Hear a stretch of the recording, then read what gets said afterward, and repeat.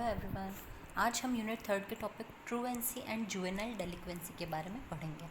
इसके क्या क्या कारण हैं, कैसे इसकी रोकथाम की जाती है और कैसे इसका प्रबंधन किया जाता है, इसके बारे में हम चर्चा करेंगे।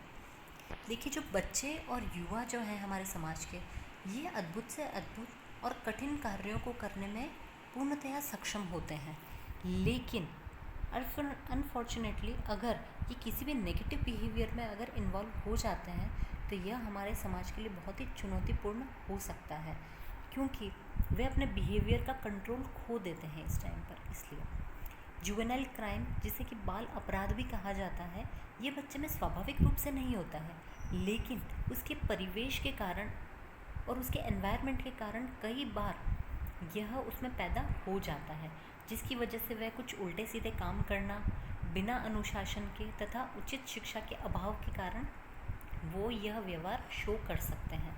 अपराध अधिनियम के अनुसार 16 वर्ष से कम उम्र का जो बच्चा है या कोई युवा है, वह अगर कोई आपराधिक कार्य करता है तो वह जुवेनाइल डेलिक्वेंसी के अंतर्गत आता है। इन नाजुक कृत्यों में व्यक्ति, संपत्ति एवं सार्वजनिक व्यवस्था के खिलाफ बच्चे या युवा जो होते हैं वो किसी भी ड्रग अपराध में या किसी भी प्रकार के अपराध में शामिल हो सकते हैं, जैसे कि कोई भी ऐसे कार्य करना जैसे चोरी है, किसी पर हमला करना, किसी की संपत्ति को नुकसान पहुंचाना। इसके अलावा नशीली दवाओं का उपयोग करना लंबे समय तक, और स्कूल से भाग जाना, व्यभिचार करना, वयस्क आपराधिक व्यवहार रखना या किसी को चोट पहुंचाना, किसी को मारना, ये सारी की सारी गलत कार्य हैं जिसमें बच्चे शामिल हो सकते हैं। जो यह जोखिम कारक हैं, ये 4 प्रकार के होते हैं, क्योंकि युवाओं का अगर यदि ऐसा व्यवहार रहता तो ये हमारे समाज के लिए बहुत ही खराब होता है और आने वाले समय में बहुत ही बुरे परिणाम लेकर के आता है।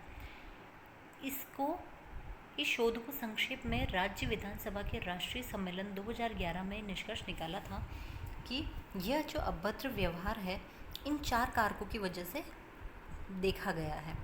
पहला है व्यक्तिगत जोखिम कारक, जिसमें कम उम्र में असामाजिक व्यवहार, खराब संज्ञानात्मक विकास, सक्रियता और मानसिक स्वास्थ्य चुनौतियों जैसे भावनात्मक कारक शामिल होते हैं। इनकी वजह से जो बच्चा होता है उसमें ये चीज़ें देखी जाती है। दूसरा है परिवार के जोखिम भरे कारकों की वजह से, अर्थात यदि जो परिवार है वह गरीब है, कुपोषण से जूझ रहा है, पारिवारिक हिंसा की जाती परिवार में, या माता पिता का तलाक हो चुका है, या माता पिता की मनोचिकित्सक की अवस्था खराब है, पारिवारिक असामाजिक व्यवहार, किशोर के पालन पोषण में कमी, एकल माता पिता का होना या बहुत ही बड़ा परिवार होना, ये सभी परिवार के जोखिम भरे कारक या रिस्क फैक्टर के अंतर्गत आते हैं। सहकर्मी जोखिम कारक, जिसमें कि बच्चा का जो पीयर ग्रुप है, बच्चे के जो दोस्त हैं, उनका जो साथी है, वो यदि उनके साथ रहने से अगर बच्चा कोई आपराधिक प्रवृत्ति सीखता है तो वह भी एक बड़ा रिस्क फैक्टर है। इसके अलावा समुदाय और स्कूल के जोखिम कारक, अर्थात स्कूल के प्रति कम प्रतिबद्धता, खराब शैक्षणिक प्रदर्शन है अगर बालक का, या कम शैक्षणिक आकांक्षा है, उससे कोई अचीवमेंट की आशा नहीं है, अव्यवस्थित पड़ोसी अर्थात उसका साथ अच्छा नहीं है, या आपराधिक समूहों के साथ वो जुड़ गया है या हथियार तक पहुंच चुका है, तो भी ये बहुत बड़े रिस्क फैक्टर है। इस प्रकार से ये चारों कारक हैं जो बच्चे को प्रभावित करते हैं या बाल अपराध को प्रभावित करते हैं। फ्रेडरिक डगलस का कहना है कि अगर किसी टूटे हुए व्यक्ति को या टूटे हुए युवा, अर्थात कि अगर किसी की प्रवृत्ति खराब है, ऐसे व्यक्ति को सुधारने की तुलना में हम यदि किसी अच्छे मजबूत बच्चे का निर्माण करना चाहें तो वो बहुत आसान होता है, क्योंकि खराब चीज़ को सुधारने में ज़्यादा मेहनत लगती, बजाय कि अगर आप शुरुआत से कोई नई और अच्छी चीज़ बनाओ तो वो कार्य करना और ज़्यादा आसान होता है।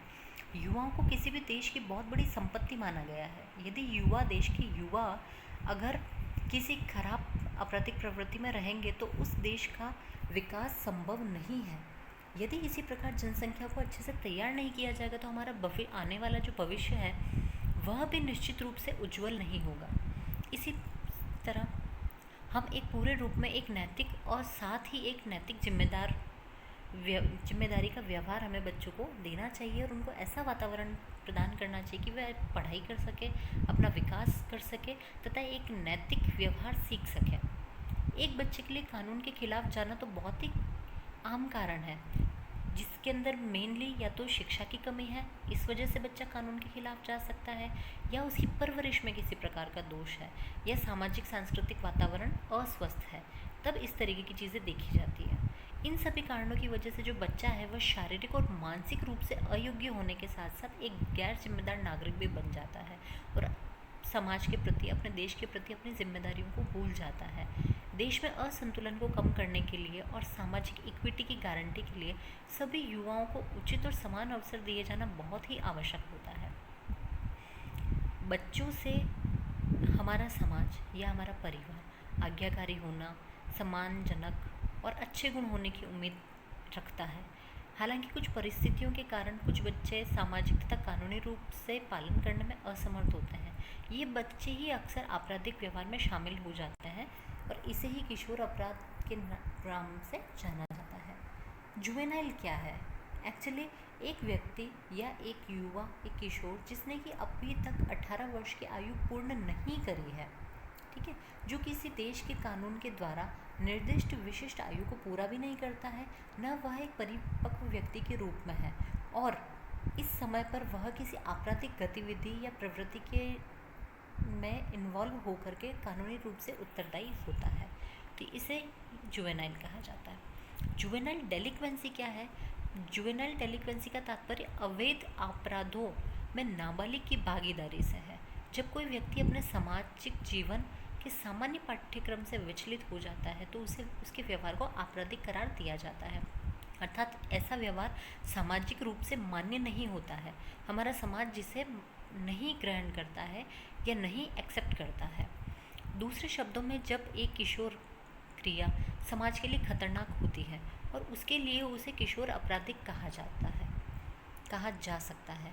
अपराध की कार्रवाई में घर से भाग जाना, कोई भी अनुचित एवं अश्लील भाषाओं का उपयोग करना, यौन अपराध इत्यादि इसके अंतर्गत शामिल होते हैं।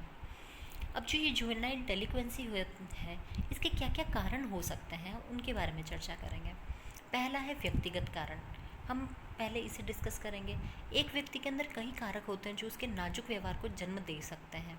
एक नाबालिग जिसके पास कम बुद्धि है और जिसने उचित शिक्षा प्राप्त नहीं करी है, तो वह अयोग्य व्यवहार करने में के लिए बहुत ही उसमें अयोग्य व्यवहार करने की जो संभावना है वो बहुत ही अधिक हो जाती है, क्योंकि उसके पास ना तो शिक्षा है, ना वो अपनी शिक्षा का या अपनी बुद्धि का उचित उपयोग कर रहा है, तो वो पॉजिटिव नहीं नेगेटिव वे में जाएगा। अन्य कारकों में जैसे कि उसका आवेगी व्यवहार है, काफ़ी गुस्सा होना, अनियंत्रित आक्रामकता, संतुष्टि में देरी, अक्षमता इत्यादि शामिल हो सकते हैं। मानसिक स्वास्थ्य कारक भी व्यक्तिगत कारकों का ही एक हिस्सा है, क्योंकि यदि एक व्यक्ति की जो मानसिक स्थिति है वो सही नहीं है तो वह समाज के लिए अच्छा भी नहीं है। इसलिए समाज के अंतर्गत हमारी मानसिक स्थिति जो होती है या मानसिक व्यवहार जो होता है वो बहुत ही महत्वपूर्ण होता है।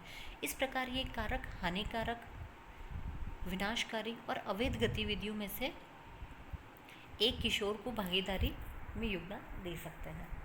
अगला है पारिवारिक कारक। परिवार के कारण चल रहे पारिवारिक झगड़े, उपेक्षा, दुरुपयोग या उचित अभिभावक पर्यवेक्षण की अनुपस्थिति में हो सकता है।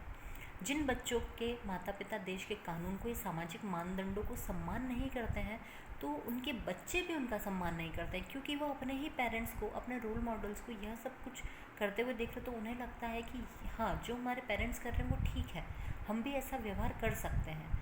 इसके अलावा जो बच्चे अपने परिवार के साथ सबसे कमज़ोर जुड़ाव का प्रदर्शित करते हैं, अर्थात जिनका अपने फैमिली से अटैचमेंट नहीं होता है, तो वे लोग या वे किशोर अनुचित गतिविधियों के अंतर्गत संलग्न हो जाते हैं। अगला है मादक द्रव्यों के सेवन के कारक। जब कोई बच्चा मादक पदार्थों का सेवन करता है तब भी उसके अंतर्गत ये चीज़ें देखी जा सकती है, क्योंकि मादक पदार्थ जो होते हैं ये बहुत ही हानिकारक होते हैं शरीर के लिए, लेकिन जब इसे कोई छोटा बच्चा कंज्यूम करे तो ये तो और भी ज़्यादा हानिकारक होते हैं। मादक द्रव्यों के सेवन से कि कई सारे किशोर आपराधिक मामले देखे गए कि इस बच्चे ने ड्रग्स का सेवन करके ऐसा किया है, या उसने नशीली चीज़ें खाई है, या किसी ने शराब पी है, तो मतलब सिगरेट पीना, ये सारी चीज़ें हम देख सकते हैं कि हमारे आसपास के एनवायरनमेंट में भी कई लोग इस तरीके की हरकतें करते हैं। किशोर आज से 10 साल पहले की अगर किशोरों की तुलना अगर हम करें, आज के किशोर की तुलना अगर आज से 10 साल पहले के किशोरों से की जाए, तो आजकल के जो किशोर हैं ये ज़्यादा मात्रा में और ज़्यादा शक्तिशाली ड्रग्स का या दवाइयों का उपयोग करते हैं। इसके अलावा ये बच्चे कम उम्र में ही दवाइयों का सेवन भी शुरू करते हैं, और ये अवैध होते हैं। इन अवैध या कानूनी पदार्थों के उपयोग से इन किशोरों में अपराध करने की प्रवृत्ति जो होती है वो बढ़ जाती है। इसके अतिरिक्त कोई बच्चा ड्रग्स या अल्कोहल के प्रभाव में होता है तो बहुत ही ज़्यादा विनाशकारी, हानिकारक होता है तथा अवैध गतिविधि करता ही है। और विशेष रूप से जब गरीब होते हैं ये बच्चे और ये पैसे की कमी देखते हैं, तो ये और ज़्यादा पॉजिटिव, ये चीज़ इन ऐसे लोगों के लिए और भी ज़्यादा एज अ पॉजिटिव फैक्टर कार्य करती है। अर्थात गरीबी भी है और ऐसे पदार्थों का सेवन भी कर रहे हैं, तो उनमें और ज़्यादा हिंसा और विनाशकारी प्रवृत्ति आती है। अब ऐसी किशोर आपराधिकता की रोकथाम कैसे की जाती है? तो देखिए, जुवेनाइल डेलिक्वेंसी को रोकना बहुत ही ज़रूरी है, क्योंकि अगर हमें एक अच्छे समाज का निर्माण करना है तो उसके लिए इसकी रोकथाम बहुत आवश्यक है। सबसे पहले तो ऐसे किशोरों की पहचान करना और फिर उनको आवश्यक उपचार प्रदान करना बहुत ज़रूरी है। देखिए, कई बार व्यक्तियों की या किन्हीं की किशोरों के बच्चों की आदत खराब हो जाती है, वो अपने रास्ते से भटक जाते हैं, लेकिन किशोरावस्था ऐसी अवस्था है जिसमें अगर हम उनको एक सही गाइडेंस दें, एक अच्छा मार्गदर्शन दें, तो वे पुनः अपने व्यवहार में सुधार कर सकते हैं। क्योंकि किशोर आदतन अपराधी बन जाते हैं, और अगर समय पर इनका अपराध करने से नहीं रोकेंगे तब तो ये बढ़ जाएगा, लेकिन अगर समय पर रोक दिया जाए तो ये इनके जीवन के लिए भी अच्छा होगा। इसके अलावा किशोर अपराधी को रोकने के लिए सबसे प्रभावी तरीका शुरू से ही बच्चों को और उनके परिवारों की सहायता करना रहा है। राज्य के कार्यक्रम शीघ्र हस्तक्षेप का प्रयास करते हैं, जिससे कई समूहों को इस समस्या से निपटने में मदद मिलती है। अर्थात राज्य में कई ऐसे कार्यक्रम चलाए जाते हैं जिनके थ्रू ऐसे बच्चों को ऐसे कार्य करने से रोका जाता है बीच में ही।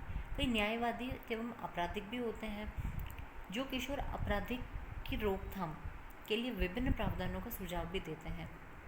कुछ प्रावधान जो किशोरियों के कल्याण तथा विकास के लिए बहुत ही उपयोगी है, उनको नीचे दिया गया है। जैसे इनके बारे में बात करेंगे, जैसे व्यक्तिगत कार्यक्रम, इसमें परामर्श दिया जाता है, मनोचिकित्सा तथा उचित शिक्षा के माध्यम से इनकी रोकथाम की जाती है।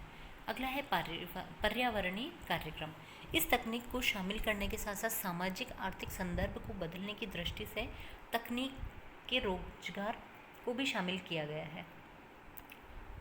अपराधीकरण या अन्य सामाजिक गतिविधियों में युवाओं को शामिल होने से रोकने के उद्देश्य से किए गए सभी प्रयासों के लिए विलंब निवारण है।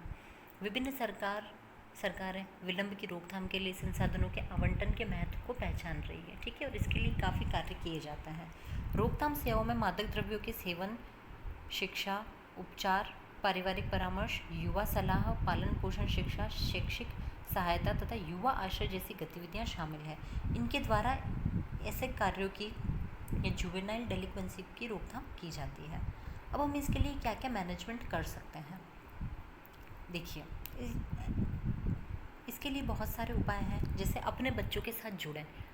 हर माता पिता को अपने बच्चों से जुड़ाव रखना चाहिए, क्योंकि अगर हम बच्चों से अटैचमेंट बहुत कम रखेंगे तो बच्चा एक सेंस ऑफ सिक्योरिटी के लिए बच्चा अपने परिवार से दूर चला जाएगा। वो उस जगह जाएगा जहाँ पे उसे ज़्यादा महत्व दिया जाता है या उसकी कोई बात सुनता है, ऐसी जगहों पर। इसलिए सदैव माता पिता को अपने बच्चों के साथ एक मजबूत संबंध बनाना चाहिए। हालांकि इस कार्य को करने में काफ़ी मेहनत लगती है और बहुत समय भी देना पड़ता है, लेकिन बच्चों की सुरक्षा के लिए और उनके एक अच्छे जीवन के लिए बहुत ज़रूरी होता है। दूसरा है, नियमों और अपेक्षाओं के बारे में स्पष्ट रहें। अर्थात बच्चों से हमेशा दोस्त की तरह या एज अ फ्रेंड रहना चाहिए अपने पेरेंट्स को, लेकिन दोस्ताना रहते हुए भी बच्चों को उनके नियमों के बारे में अच्छे से पता होना चाहिए, और माता पिता उनसे क्या अपेक्षा करते हैं या समाज उनसे क्या अपेक्षा करता है, इसके बारे में भी बच्चों को पता होना चाहिए। जैसे कि हर माता पिता चाहता है कि उनके बच्चे उनसे सब बात शेयर करें और बच्चे भी चाहते हैं कि हाँ हमारे पेरेंट्स हमसे ऐसे फ्रेंड रहें, लेकिन हर घर के अपने नियम होते हैं, जैसे समय पर घर आना, अच्छे से पढ़ाई लिखाई करना, अपने करियर पर ध्यान देना, अपने समाज का, अपने माता पिता का, सभी का सम्मान करना। तो ये सभी अपेक्षाएं बच्चों से की जाती है और कुछ नियम हैं हमारे समाज के जिनका बच्चों को पालन करना बहुत ज़रूरी होता है।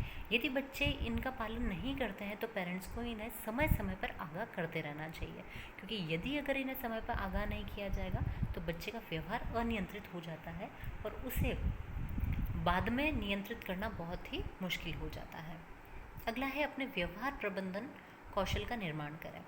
देखिए कई बार क्या होता है कि बच्चे उचित व्यवहार नहीं कर पाते हैं, कभी कभी उन्हें बड़ी कठिनाई होती है, लेकिन बच्चों को चीज़ें सिखानी पड़ती है क्योंकि उन्हें जीवन में सफल बनना है और किसी परेशानी से बाहर निकलना है, तो उसके लिए बहुत ज़रूरी है।